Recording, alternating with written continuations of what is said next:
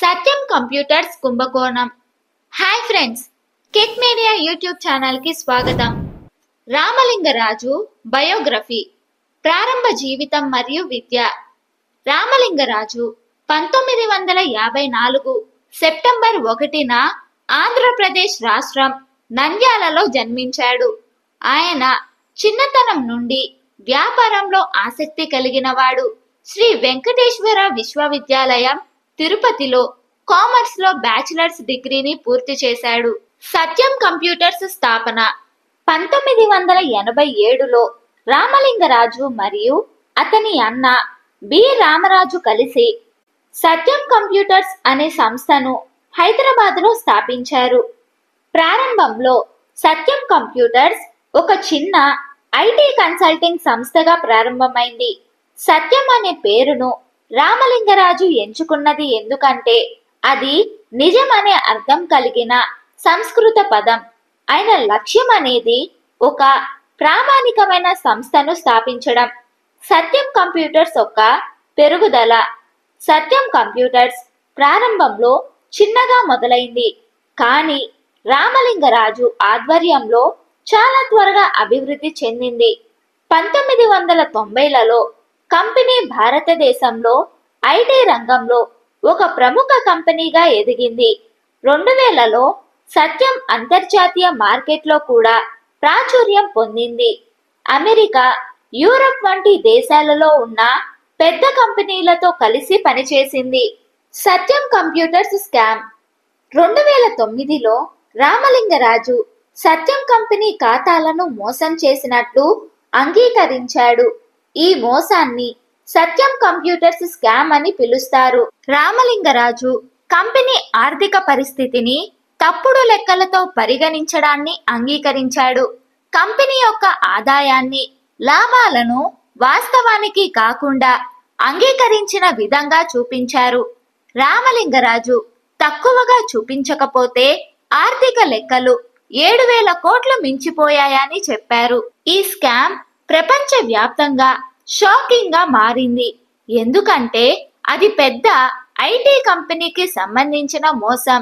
ఈ మోసం వల్ల కంపెనీ యొక్క షేర్లు భారీగా తగ్గిపోయాయి మరియు అనేక పెట్టుబడిదారులు, ఉద్యోగులు నష్టపోయారు. తరువాత జరిగిందేమిటి? రామలింగరాజు చేసిన మోసానికి వెంటనే చర్యలు తీసుకున్నారు. భారత ప్రభుత్వం ఈ మోసానికి సంబంధించి దర్యాప్తు ప్రారంభించింది.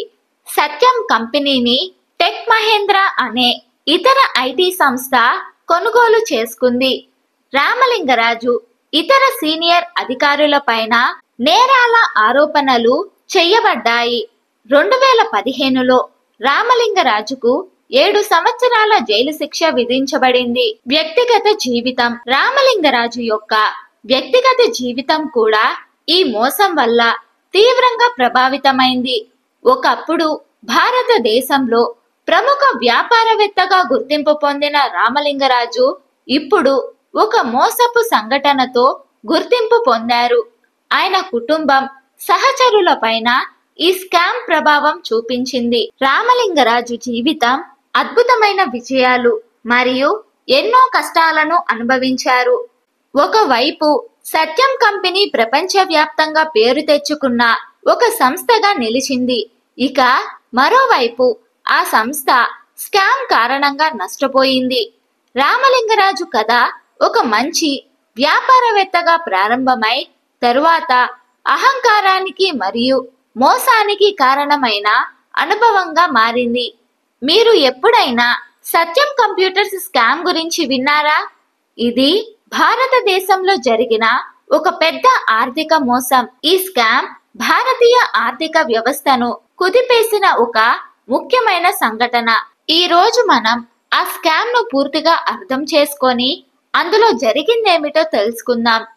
సత్యం కంప్యూటర్స్ 1987లో అఖిలం రామలింగరాజు అనే వ్యక్తి స్థాపించారు. మొదట్లో ఈ కంపెనీ అద్భుతంగా పెరిగింది. కంప్యూటర్ సాఫ్ట్వేర్, ఎడిటింగ్, ఐటీ సేవలు ఇస్తూ మంచి పేరు సంపాదించింది.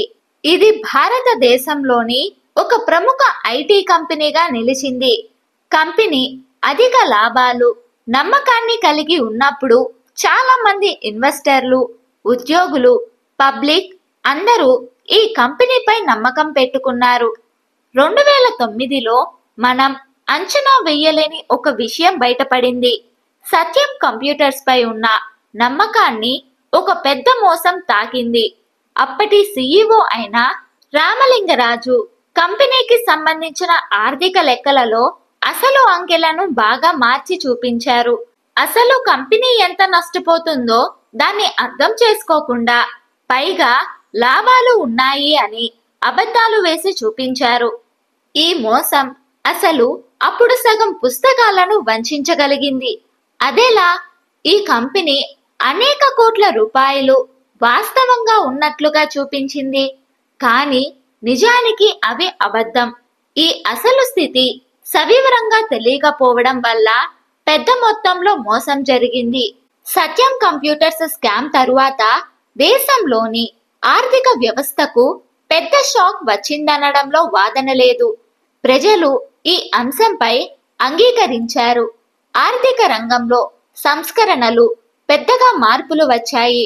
వీటిని తగ్గించడానికి ప్రభుత్వాలు కొత్త చట్టాలు, నియమాలు తీసుకురావడం మొదలుపెట్టాయి. ఈ మోసం జరిగింది, కానీ ఈ అన్యాయానికి చర్యలు తీసుకోవడం ఆలస్యం కాలేదు. రామలింగరాజు మరియు ఇతర ఉన్నత స్థాయి అధికారులపై కోర్టులో కేసులు నడిపారు.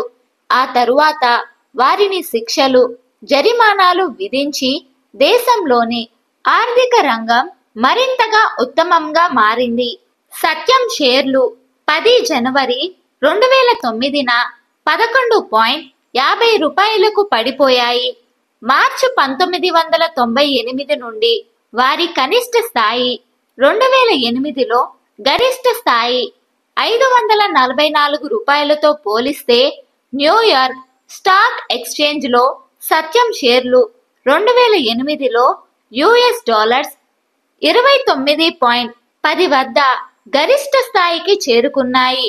మార్చి 2009 నాటికి వారు దాదాపు $1.80 వర్తకం చేశారు. కంపెనీకి తాత్కాలిక ప్రత్యక్ష లేదా పరోక్ష ద్రవ్య మద్దతును అందించవచ్చని భారత ప్రభుత్వం పేర్కొంది. ఏది ఏమైనప్పటికీ సంక్షోభానికి ముందు స్థాయిలలో ముఖ్యంగా కొత్త రిక్రూట్లకు ఉపాధి కొనసాగుతుందా అనేది సందేహాస్పదంగా ఉంది. 13 ఏప్రిల్ 2009న అధికారిక బహిరంగ వేలం ప్రక్రియ ద్వారా సత్యంలో 31% వాటాను మహీంద్రా మరియు మహీంద్రా యాజమాన్యంలోని సంస్థ టెక్ మహీంద్రా తన వైవిధ్యకరణ వ్యూహంలో భాగంగా కొనుగోలు చేసింది. జూలై 2009 నుండి సత్యం తన సేవలను కొత్త మహీంద్రా నిర్వహణలో మహీంద్రా సత్యంగా రీబ్రాండ్ చేసింది. పన్ను సమస్యల కారణంగా ఆలస్యం ప్రకటించింది.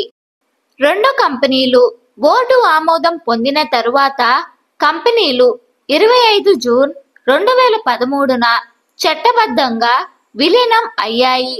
ఈ వీడియో మీకు నచ్చినట్లయితే లైక్ చేయండి, షేర్ చేయండి. మరిన్ని ఇంట్రెస్టింగ్ వీడియోల కోసం మా కిక్ మీడియా యూట్యూబ్ ఛానల్ని సబ్స్క్రైబ్ చేయండి.